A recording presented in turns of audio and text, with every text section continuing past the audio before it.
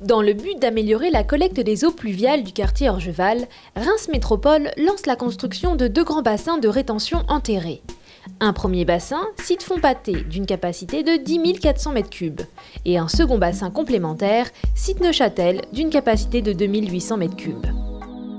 Le système d'assainissement de l'agglomération est dit séparatif, c'est-à-dire que les eaux sont collectées selon leur nature dans 2 réseaux distincts, eaux usées et eaux pluviales. Les eaux usées sont les eaux rejetées après usage dans les maisons ou les industries. Elles sont canalisées jusqu'à la station d'épuration, où elles sont traitées avant rejet dans la Vesle.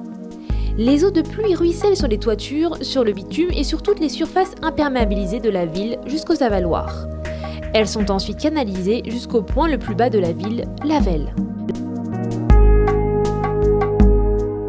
Le développement urbain a pour conséquence une augmentation de l'imperméabilisation des sols, et donc des volumes d'eau pluviale à collecter. De plus, le climat évolue, les pluies sont plus fréquentes et plus importantes. Les réseaux d'eau pluviale historiques arrivent donc à saturation. Les conséquences principales des débordements des réseaux pluviaux peuvent être des inondations, des rejets de mauvaise qualité en rivière et plus généralement un mauvais fonctionnement des ouvrages d'assainissement de la collectivité. L'infiltration des eaux de pluie sur la parcelle permet de limiter l'aggravation de cette situation, mais il est nécessaire de pallier à l'insuffisance des réseaux existants.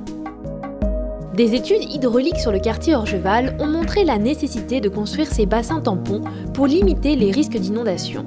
En effet, ces grands ouvrages enterrés permettront de stocker les eaux en cas de forte pluie, évitant ainsi le débordement des réseaux. Les eaux pluviales sont interceptées et envoyées vers le bassin. Un dégrilleur permet de retenir les déchets flottants avant l'arrivée dans le bassin. Les eaux sont stockées quelques heures afin de retenir la pollution par décantation. L'orage passé, la vidange du bassin peut commencer.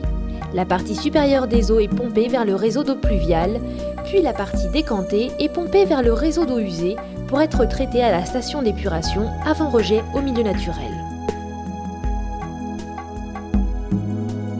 Une fois la vidange terminée, le fond de l'ouvrage est rincé. L'ouverture des clapets provoque un effet de chasse qui permet de nettoyer les dépôts en fond de bassin. Ces eaux chargées sont également renvoyées vers le réseau d'eau usée.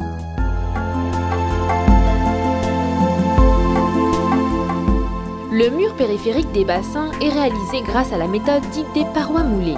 Ces parois, dont l'épaisseur est de 82 cm, auront une profondeur de 37 mètres.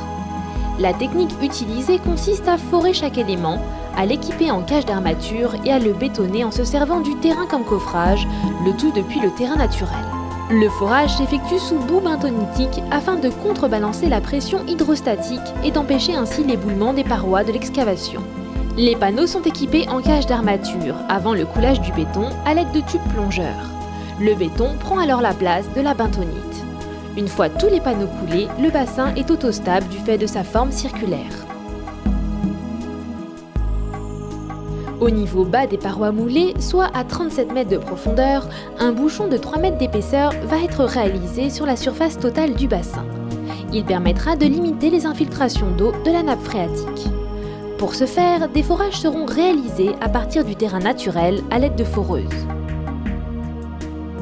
Une fois les parois moulées et le fond injecté, l'eau présente initialement dans l'emprise du bassin est pompée afin de permettre le terrassement des 16 000 m3 de terre.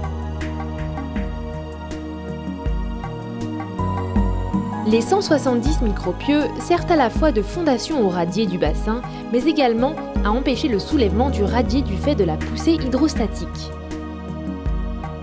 Un radier est réalisé sur les micropieux dont l'épaisseur est de 80 cm. Les poteaux, poutres, planchers et autres ouvrages en béton armé sont ensuite réalisés à l'aide de grues automotrices en surface et de nacelles élévatrices descendues sur le radier. Le matériel des entreprises de process, pompes, tuyauteries, clapets de chasse ou serrureries seront ensuite mis en place et testés en vue de la période d'observation qui suivra les travaux.